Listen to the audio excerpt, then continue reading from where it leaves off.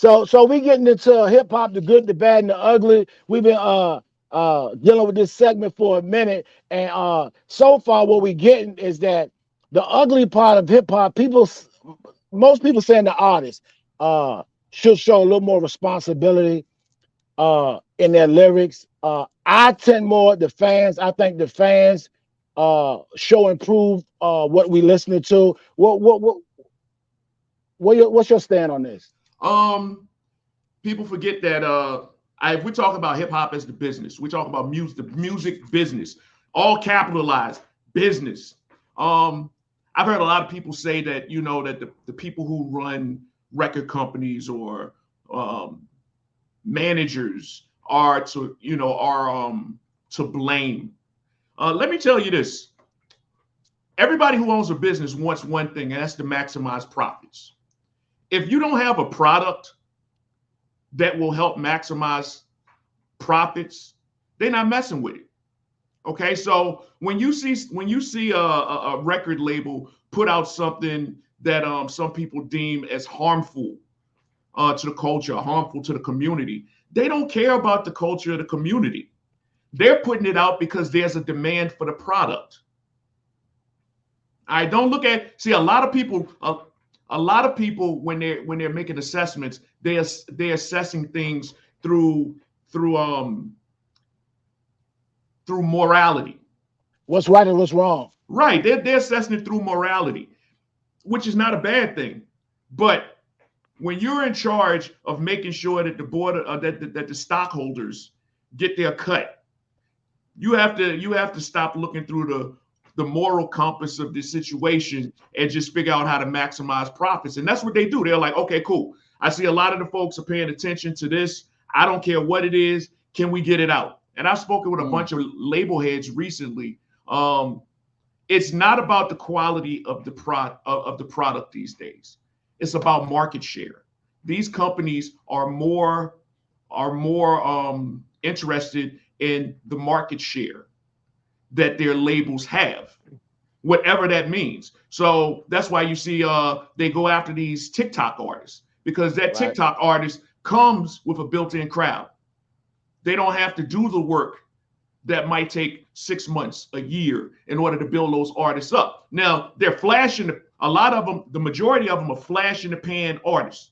They're here today and going tomorrow. But like I was saying earlier, it's all about what you can do now, and that's Well, the lens that they view everything through. I have a Mm. question. Yes. Um, First, I have to preface this by stating that this is not an attack on you or your profession. My question is, before we jump into it, is do you consider 1065 to be black radio? To be black radio, Yes. it depends on what your definition of black radio is. See, I could give you a definition, and that would help, but I don't want to give you a definition. I want to look at it from a layman's view, from what the Black general public. if you're considering black radio an outlet for black content, then yes. But the thing is, we're hip hop and R&B. Hip Okay. hop and R&B is not exclusively black. Okay. And because it's not exclusively black, now the majority of our consumers are black. But if anybody who wants to consume our product, we'd be more than happy to accept it. So then, when programming a radio station, do you think you owe hip hop or the community? Do you not you? Do you think radio owes hip hop or the community um, anything? Like when we say the company is just looking at the bottom line, well, where does radio fall? Because the artist is saying, "I'm here's the artist is saying I'm giving you what the company is paying for. The company is saying I'm giving you what the people are saying. So what's radio's take? Are you going to tell me now and just Radio's explain what the purpose, listeners? well, Go first ahead. let me tell you, radio's purpose is one to inform the community and be available in case of emergencies. Okay. Everything you do on top of that is your secret sauce. Is your we're here. If there's an emergency, we need to let you know. That's our primary purpose. to Okay. serve the community. If there's an organization that's doing something that's nonprofit, we'll let you know about that. If something's going on in the community that you need to know about, we'll let you know about that. Everything else on top of that is like the secret sauce. It's like the icing on the cake. That includes the music. All right. And when it comes to the content outside of the informative pieces, that's where you have to go into the business mind state and figure out what the consumer of your product looks for from you when they visit you. If you go into a shoe store, which brands of shoes, which styles of shoes do you carry? If you go into a restaurant, do I want to be more boutique and sell just seafood? Do I want to be more general market and be like TGI Fridays? When it comes to music, do I want to just play gospel? Do I want to just play rock? Do I want to just play hip hop? Do I want to play hip hop and R&B? Do I want to play the more watered down commercial version of hip hop? Do I want to play the backpack hip hop? Do I want to play smooth jazz? Do I want to play slow R&B? So you have to figure out what it is that your target demographic is. For us, but as a station, do you owe anything to your listeners? As a station, does radio owe its listeners? I explained that to you. We owe them the ability to get the information of what's going on in the community. So the music is ancillary. Music is the draw. It's background noise. It's just there. Okay. Well, I wouldn't call it background noise. I'd call it the draw to your station. The reason I'm asking that question is because I'm trying to figure out how we got here. Because I can remember when we didn't. When stations used to brag about not playing hip hop, we don't play hip hop, no hip hop here, and it was strictly R&B. Oh, that's easy. That's you being coy. You being coy, Fat Tommy. You're being very coy. Now the way we got there, it's very simple. There's more of a demand for it. Before there was no demand because it was fresh, it was new, it was boutique. And over the years, it went from being sold on the corner store to sold in the big stores to being the primary reason that people went into those stores. Once it got to that point, once it started evolving, radio evolved with it. But it's simple. My question, I guess my little pushback would be that, and this is me, I don't work in radio, but my belief would be that the programmer's job is to program. And what I mean by that is, yes, I want to hear Sexy Red, and yes, I want to hear J. Cole. But there's a balance in when it's played. See, for me, it's not so much what's played, it's when it's played. I remember when we day parted records, it seems to me that there's no more day parting records, and it's a thing of the past, but that we still owe it to the youth who are out here listening to radio to kind of give them something. And I'm wondering what you say to that. I'm going to say this respectfully, and you sound like our parents when we were growing up. No, and I'm going to explain. And if you say anything opposite, I'm gonna call cap on it. When you first started listening to hip hop, there was somebody in your family that was a generation older that was like, "Yo, why are you listening to that trash?" Absolutely. And it's the same thing. The stuff that we hear on the radio right now, it's not for you, Fat Tommy. It's not for my kids. Well, and then not only for your kids. Rappers rap to their peers. J. Cole raps to his peers. His peers aren't the same as Sexy Red's peers. Right. His peers are not the same as Lecrae's peers. Okay? So what it is radio is where you can go as a common ground for people in a certain demographic. And I'm talking age, political, social, across the board. That's where they meet. And as far as the day parting question, that was a construct of that time in order to facilitate being able to bring in some of the music Now you don't have to facilitate it because it's acceptable across the board. It was not accepted previously. That's an excellent So answer. I would say if the people in the community wanted change, they would go direct their attention to what they want change with, right? Like say if I want to go ahead. No, I'll take it a step further.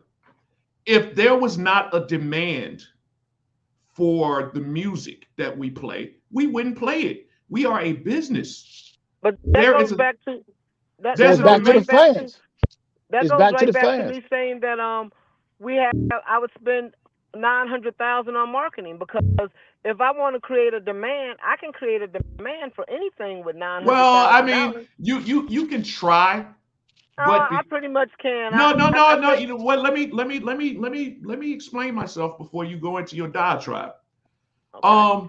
You can try, but then it would be big bank take little bank.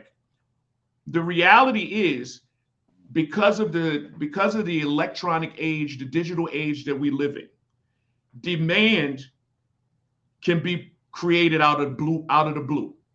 Yeah. But so many people have access to that ability to create demand that there's also constructs to see through that fake creation.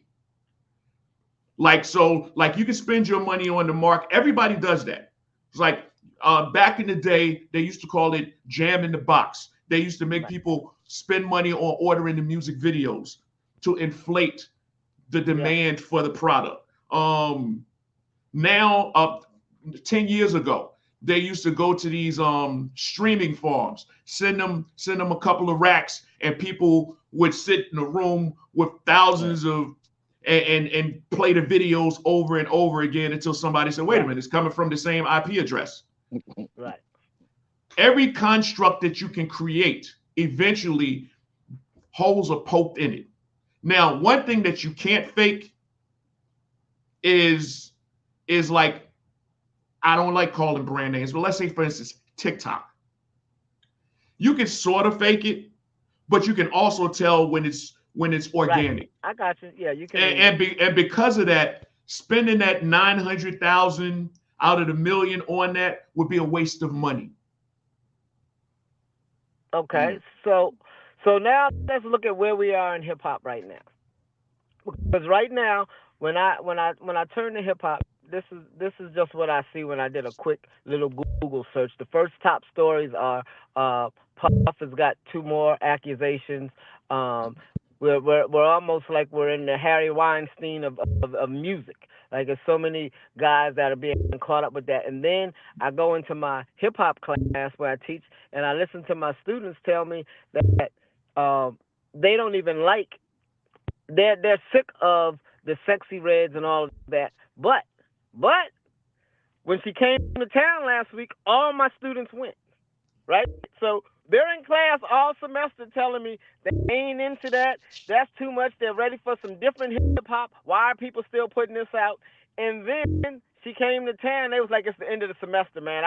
They said they didn't care who was coming. It's the end of the semester. I was about to say that it's a lot of times it's not necessarily about the content. It's about the event. We're in an event age. We're in the viral age. That's where everybody's going to be. I need to be there. But that then gives a false sense of, maybe not false, but definitely false. Because if you're telling me you don't like something, but then you pay for it, then the company, me as the product maker, go, ooh, everybody bought this. It must be great. I'll do it again. But they're telling me I don't like it. We just went there because it was the end of the semester. Well, let me ask you this. Your best friend is getting married at a hotel that you don't really like to frequent. The event is held there. That's your best friend. Do you boycott their wedding because of the facility? No. Exactly. The exact same thing. You're not there necessarily, like I said, for the content. You're there for the moment. You're there for the event. You're there because it's the cool place to be. We live, like, think of this. Perfect example. And I actually had to wean myself off of it. You go to a show, and you can watch some of my videos. everybody in front, I'm filming it because it's my job. If I go to a show, I need content to put on the station's website, whatever, right? But if you look, everybody in front of me is holding their devices up. They're not there. They're not necessarily there to consume and let the presentation wash over them. They're there to say that they were there. Right. Yeah. Yeah, I feel that. Yeah. And that's where we are when it comes to entertainment. You go to a football game, you go to everywhere but a movie. You can get in trouble at a movie for it, but you see people sneaking just to let you know that, hey, I'm going to see this movie. Look, here's the intro. They just want you to know that they were there, that they were part of the cool society. If you had to pick a person, let's say that you're a station of one listener, and you're programming for that one listener, who is that, and what do they look like? If I'm programming for one listener or one type of listener? One type, but I call it one person, but it's one type of person. Okay, that one type of person. Yeah, one type of listener. It would depend on my motive. If it was just strictly and purely. I mean, your station right now, 106. Who do y'all program? What's your? For a business? Yeah. Oh, if I'm trying to maximize profits at this point, if I had to guess, and this is me guessing. Okay. I would want to draw the listener that would bring the most advertisers. Right now, women probably control the majority of the money supply on a local level. As far as being consumers, let me put that in there. They consume for themselves. If they're married, they make the household decisions for purchases. They consume for their kids, that type of thing. So I would want to draw a woman who makes more money. If I had to guess, women above the age of 30 definitely make more money than their younger counterparts. So I would look into seeing what it is that women above the age of 30 like to listen to. I already know the answer to that. I'm not going to share it because somebody else could benefit off of it. And I would play music conducive to having them listen and provide content, not just music, but content conducive to having them stay on my station the longest. And believe it or not, we at the older we get, because all of us are over the age of 40, we because of how time passes, we forget that 35-year-old women like Sexy Red. I was getting ready to say that was going to be my next question because it was my thought process. Are we saying, because when I was... Hey, hold on. I want to give... We're going to let them get out of here. I want to give them some last words so we can put a bonus and get them out of here. Any last words, Mike Street? First of all, thank you. Appreciate you for thank you. We coming really on the show. Appreciate it, Mike. Yep. We appreciate you spending time. Well, let me say this, man. I love having conversations like this with people who know what they're talking about. Doug, I'm like glad that I actually get to interact with you on this platform. Same because, here. I bumped into you like for the first few times, like most recently, but seeing you doing this forever. And I appreciate what it is that you do. I found out we actually have similar tastes in music by listening to what it is you do. Fat Tommy, I know him forever, so I don't have nothing to say to Fat Tommy. Forget Fat Tommy. He didn't even invite me. Wait, we're all Steeler Nations. Fat Tommy didn't even invite me back to his class, man. So I don't even want to talk to him. But I also want to say that I'd love to finish this conversation because what it is that we're talking about right here, I think that a lot of people don't understand it. The older you get, the less you understand, because quite honestly, it's not yours. Wow. This is what it is. Imagine it this way. Music/entertainment doesn't have to be, it could be sports, it could be music, movies. They're made for a particular demographic. But shouldn't hip hop be able to grow up though? That's what we need. Absolutely. But we have allowed, and when I say we, I'm talking about all of us, have allowed people to, and when I say people, I'm talking to infrastructure, to dictate to us what that looks like. Right.